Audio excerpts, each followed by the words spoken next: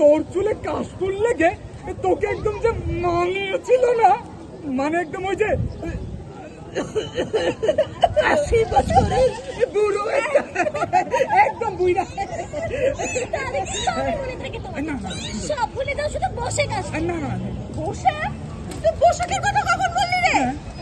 শুরুতেই তো বললাম, সেই যে সিরাজুল ভাইয়ের কথা। সিরাজুল ভাইয়ের কথা যে শুরুতেই বললাম, তুমি তো বলে কিছু মনে নাই। কি রে সোনালি? এই সিরাজুলটা আবার কে? আরে না জামাই বাবু, সিরাজুল ভাই।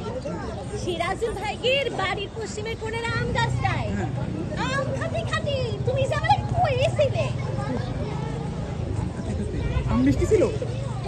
জানি না। সব ভুলে গেলে। কি ছিল? ঠিক করে মনে করে চেষ্টা করো। ও আম আম আম। হ্যাঁ? কেন বলছো তোমরা এখন? এখন কি আম খাওয়ার সময় হয়েছে? এখন তো আমি তোমাদেরকে ভাত দিব। জানো না, আজকে আমি সজনে ডাঁটা দিয়ে শুটকি মাছ রান্না করেছি। আর সেই সাথে আমি, তুই যে আমাদের জন্য কচি মুরগি নিয়ে এসেছিলি না, সেই মুরগি দিয়ে ছোট আলু দিয়ে ঝোল করেছি। কি বলছো? তুই খাবি না বলেছিলি? সব মনে থাকে তোমাদের, শুধু ভুলে যাও কত বসে গেছে আমারে কইছিলে একটা লাল শাড়ি পিন্দাই দিবে, কইছিলে আমারে মেলায় নিয়ে যাবে।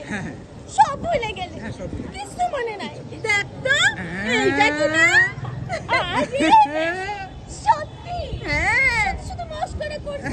একটু পড়ার অভ্যাস আছে আর কি।